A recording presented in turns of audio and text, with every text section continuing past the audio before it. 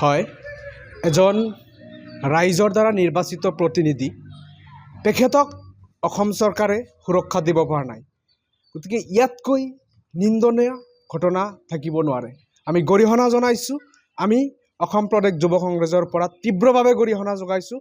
কাৰণ এই যে সাধাৰণ ৰাইজ এজন প্ৰতিনিধিক লক্ষ লক্ষ ভোটৰ দ্বাৰা নিৰ্বাচিত হৈ তেখেত প্ৰতিনিধি হৈছে আৰু সেই প্ৰতিনিধিক অসম চৰকাৰৰ গৃহ বিভাগে সুৰক্ষা দিব পৰা নাই। ইয়াতকৈ লজ্জাজনক কথা থাকিব নোৱাৰে।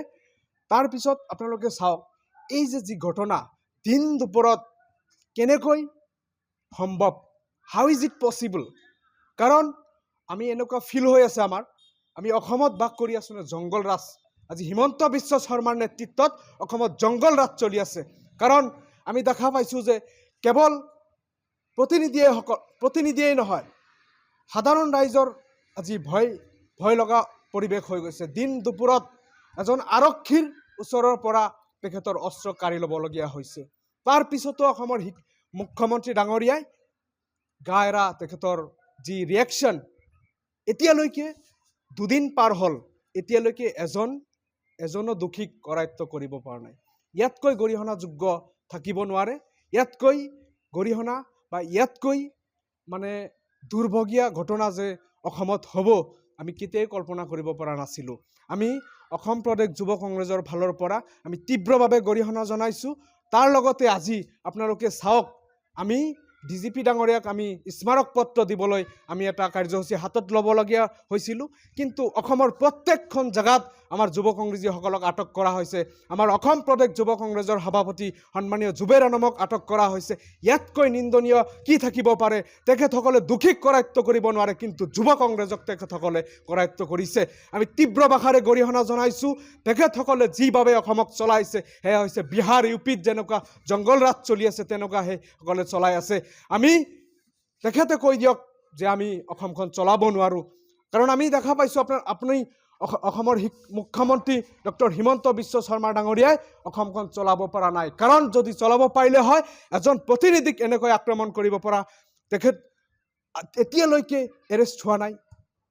কি ডাঙৰ কথা! ইয়াত কোনোবা ৰাজনীতিৰ হাত আছে নেকি? নিশ্চিতভাৱে এতিয়ালৈকে ডক্টৰ হিমন্ত বিশ্ব শৰ্মা ডাঙৰীয়া তেখেতৰ যি মন্তব্য, তেখেতৰ যি গা এৰা ৰিয়েকশ্যন, তাতে আমি গম পাওঁ যে ইয়াত প্ৰত্যেকজন ব্যক্তি, যিসকল ব্যক্তি জড়িত আছে, তেখেতসকল হৈছে বৰ্তমানৰ যি চামগুৰিৰ বিধায়ক তেখেতৰ সাংগু পাংগু। কাৰণ যোৱা নিৰ্বাচনত, উপনিৰ্বাচনত সেই যিকেইজন দোষী হিমন্ত বিশ্ব শৰ্মাৰ নাম লৈছে, গোটেইকেইজন বিজেপিৰ হৈ প্ৰচাৰ কৰিছে, গোটেইকেইজন চামগুৰিত বিজেপিৰ হৈ হাই কাজিয়া কৰিছে। আমি দেখা পাইছোঁ, মই নিজে তাত উপস্থিত আছিলোঁ।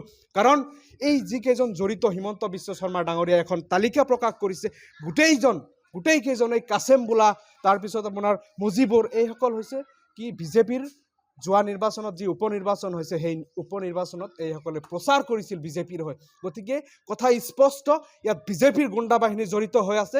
সেইকাৰণে অসমৰ মুখ্যমন্ত্ৰী ডাঙৰীয়াই তেখেতসকলক এৰেষ্ট কৰা নাই। আমি যুৱ কংগ্ৰেছীয়ে তীব্ৰ প্ৰতিবাদ জনাই আছোঁ। অনাগত দিনত আমি তীব্ৰ প্ৰতিবাদ কৰি যাম যদি ইয়াৰ যদি যোগ্য বিচাৰ আমি নাপাওঁ।